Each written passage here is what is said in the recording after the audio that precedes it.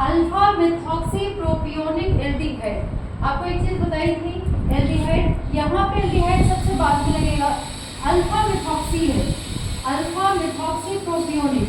आपको पता है कि जो आपका CHO है उसके पहले आपका क्या आएगा, प्रोपेन, ठीक है।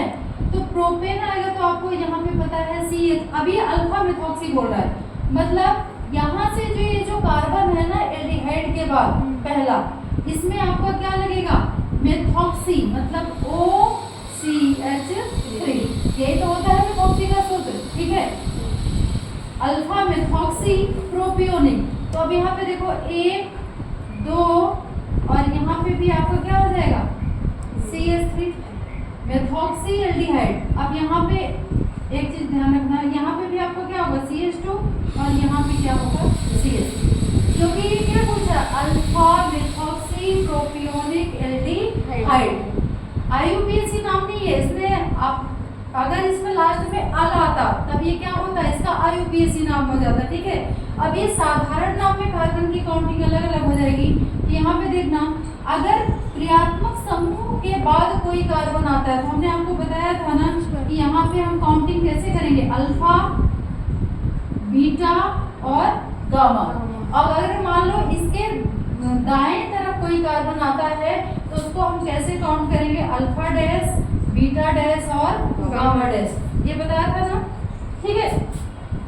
तो यहाँ पे अल्फा मेथॉक्सी, ये क्या हो गया, अल्फा मेथॉक्सी, पहले कार्बन पे क्या लगा है, मेथॉक्सी ग्रुप, ठीक है, मेथॉक्सी,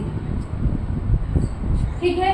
प्रोपियोनिक 1 2 3, कितने कार्बन है, 3, तो अल्फा मेथॉक्सी प्रोपियोनिक और यहाँ पे क्या है, एल्डिहाइड। ये इसका संरचना सूत्र हो गया। पहले जो ये लिखा रहता है ना इसके मतलब को समझो, ये तो आपका जनक हो गया, ठीक है। अब जनक में इसमें थोड़ा सा डिफरेंस होता है कि जैसे ये क्रियात्मक समूह जब हम इसका साधारण नाम करेंगे, IUPAC नाम में ऐसा नहीं होगा, ठीक है। IUPAC नाम में तो आप सीधे सीधे कर दो, यहाँ पे क्या करोगे, 1 2 2 मेथॉक्सी, आपका क्या हो जाएगा, 1 2 3 4 ब्यूटेनल, ठीक है। IUPAC नाम में इसको हम क्या लिखेंगे, क्या 2 मेथॉक्सी और पूरी श्रृंखला 1 2 3 4 किसकी है, ब्यूटेन की, तो क्या हो जाएगा, ब्यूटेनल। साधारण नाम में अल्फा मेथॉक्सी प्रोपियोनिक एल्डिहाइड। ये क्लियर हो गया, ठीक है। अब दूसरा देखो, दूसरा बताओ, दूसरा क्या है, 3 हाइड्रोक्सी ब्यूटेनल, 3 हाइड्रोक्सी ब्यूटेन।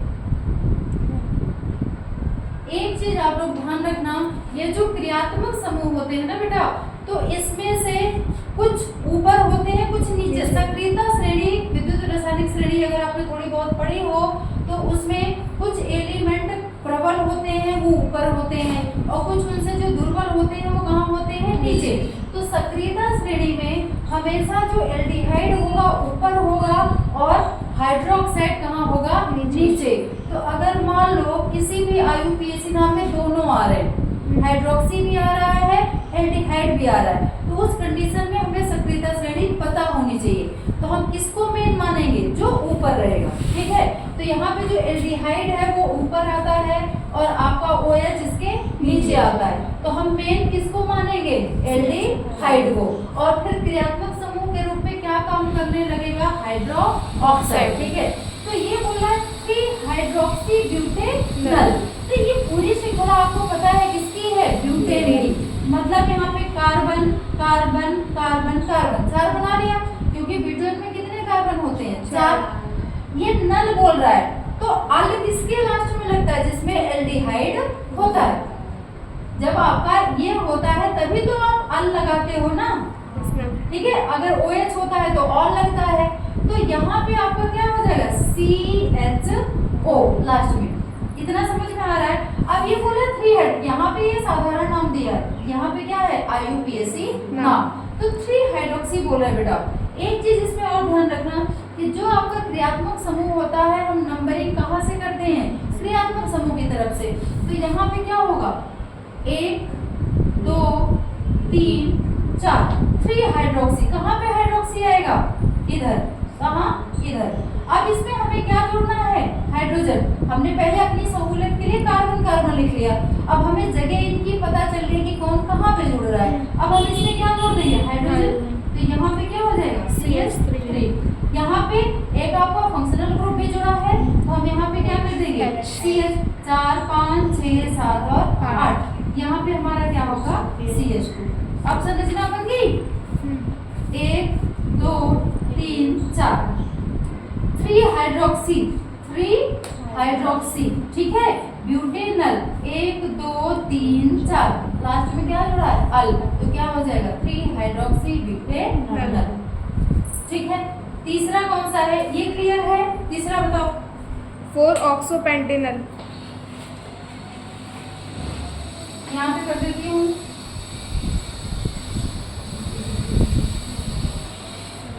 और ऑक्सो पेंटेनल। अब आपको पता है ये पूरी श्रृंखला किसकी है? पेंटेन। पेंटेन की। और लास्ट में आपका क्या जुड़ेगा? CHO। तो इसमें कार्बन फिर से ऐसे ही कर लो, 1 2 3 4 और 5। यहाँ पे आप क्या जोड़ दो? पेंटेनल। अब ये क्या बोला? 4 ऑक्सो, मतलब आपको ऑक्सीजन ग्रुप किस कार्बन पे रहेगा? चौथे पे। तो यहाँ से 1 2 3 4, यहाँ पे आपका क्या जुड़ जाएगा? ऑक्सीजन, ठीक है।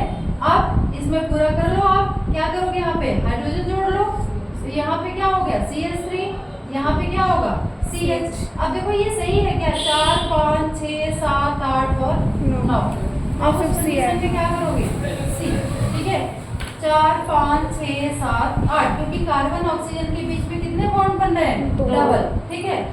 अब यहाँ पे आपका क्या हो जाएगा? CH2। यहाँ पे क्या हो जाएगा? CH2। तो ये जो श्रृंखला होगी इसका नाम क्या हो गया? 4 ऑक्सो। 4 ऑक्सो पूरी श्रृंखला किसकी? कितने कार्बन हो गए? 1 2 3 4 और 5। तो 4 ऑक्सो पेंटेनल, ठीक है।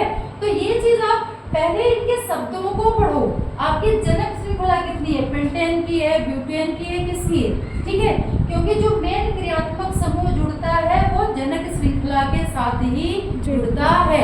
तो पूरी श्रृंखला कार्बन की, नल लगा है, अलग लगा है, इसका मतलब आपको समझना पड़ेगा कि ये पूरी श्रृंखला किसकी है? मेन क्रियात्मक समूह इसमें क्या है? एल्डिहाइड। अगर और लगा होता तो यहाँ पे क्या आता? OH, ठीक है। तो ये हमने कर लिया। चौथी जगह पे ऑक्सो जुड़ा है तो हमने क्या किया? यहाँ पे ऑक्सो जोड़ दिया।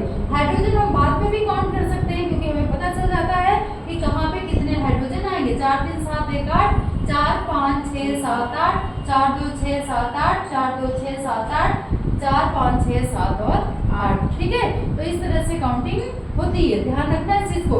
अगर हम ये भी ओपन करें ना, यहाँ पे देखना, अगर हम CHO को ओपन करें तो ये इस तरह से हो जाएगा CH3। आप कहीं पे कंफ्यूज नहीं हो। O, यहाँ पे आपका CH2, यहाँ पे CH2, ये C, यहाँ पे फिर क्या आ जाएगा? डबल बॉन्ड, और यहाँ पे आपकी क्या आ जाएगी? हाइड्रोजन, ठीक है। तो यहाँ पे देखो 4 5 6 7 और 8। अगर हम इसको ओपन करते हैं तो, ठीक है, नाम इसका यही होगा। इतना क्लियर है?